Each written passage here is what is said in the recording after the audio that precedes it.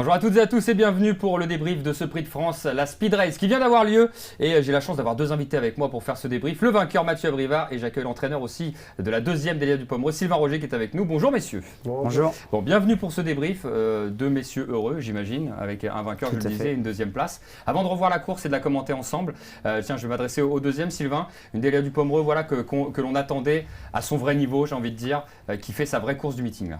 Ouais, voilà, elle avait fait une très très belle rentrée. Après, on a voulu essayer de monter, c'était pas terrible.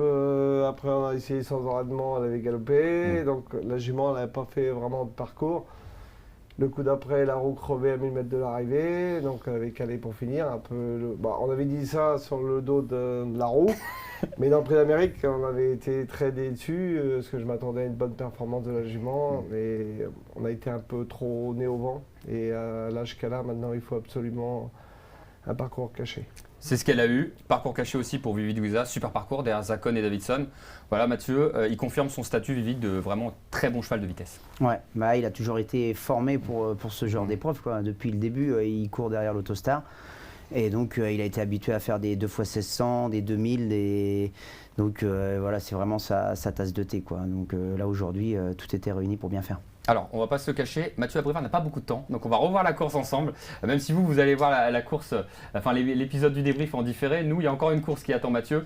On va la revoir donc sur le grand écran. Alors déjà, tu n'avais pas Mathieu Bayakeno à ton extérieur. Ouais, ça m'a aidé un peu parce que j'ai pu biaiser tout de suite et prendre la place du 2. Donc après, là, voilà, fallait faire attention de ne pas être poussé vers la corde et rester bien à sa place. Donc voilà quoi. Aussitôt le départ, je suis dans le dos à Zacon. Davidson va venir nous relayer, donc je suis quand même en sécurité. On a perdu Étonnant en tête au début de course qui a été au galop. Là, Sylvain, avec Délia, bon, tu te retrouves dans le dos du Vivid Guiza. T'es un peu loin, mais t'as un bon dos, quoi. Voilà, c'est le dos. J'avais dit à David, si tu peux choper le dos à Vivid, ça serait magnifique. Et c'est ce qui s'est passé. Donc, on a eu un parcours limpide et sans la mettre dans le rouge au début. La descente, Mathieu, vous êtes allé un peu vite dans la descente ou pas ? Bah, ça allait vite. Flamme du Goutier avait beaucoup de gaz, du coup elle a éliminé son numéro très rapidement. Coxta il n'a pas pu se rabattre, donc il est venu relayer ensuite. Et là après ça va refréner, mais nous on va toujours continuer à avancer. Le wagon de 2 est très bon, on est derrière Davidson, Zacon. Donc là en montant, voilà, je me faisais pas trop de soucis. Là, on arrive dans le bas de la montée. Bon, Rebel Amateurs, malheureusement, qui va rester un peu parqué à l'extérieur. Est-ce que ça fait pas peur, c'est un peu Sylvain, en se disant mince, le wagon de 3, il va peut-être pas pouvoir progresser.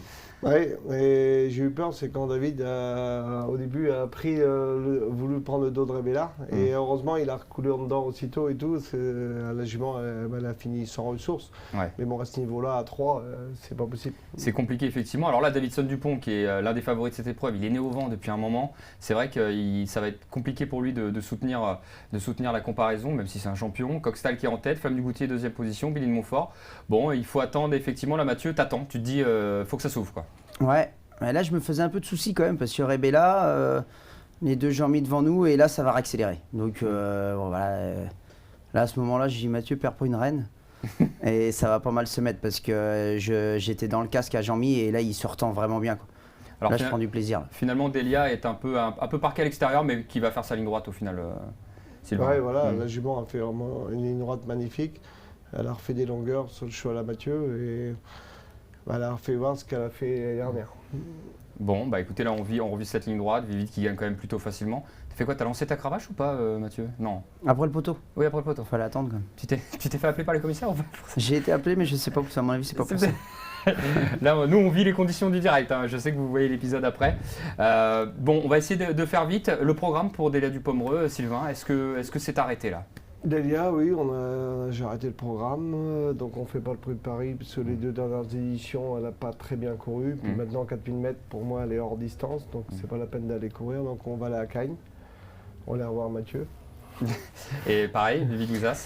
Au début, non. Au début, c'était FaceTime qui devait courir le prix de France, moi, prix de Paris. Et après, je devais aller à Turin, je crois. Et en fin de compte, forcément, le programme a changé. Donc, je pense pas le prix de Paris.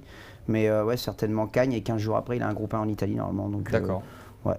Alors avant de vous laisser messieurs, j'en profite, voilà, c'est un peu moins drôle de ce qu'on a vécu. On a perdu un grand propriétaire dans les courses, Claude Gage. J'aurais aimé juste en un mot, qu'est-ce qu'il représentait pour vous? Est-ce que vous l'avez côtoyé? Est-ce qu'un mot pourrait le définir, Mathieu?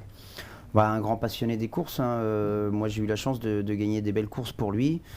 On a gagné un groupe 1 ensemble, le prix Albert Viel, donc voilà, un monsieur qui a toujours été très passionné et un gros élevage. Et tous les ans, on voyait la casaque rouge toque bleu présent à Vincennes. Donc non, voilà, un grand monsieur des courses qui est parti. Il va beaucoup nous manquer, Sylvain.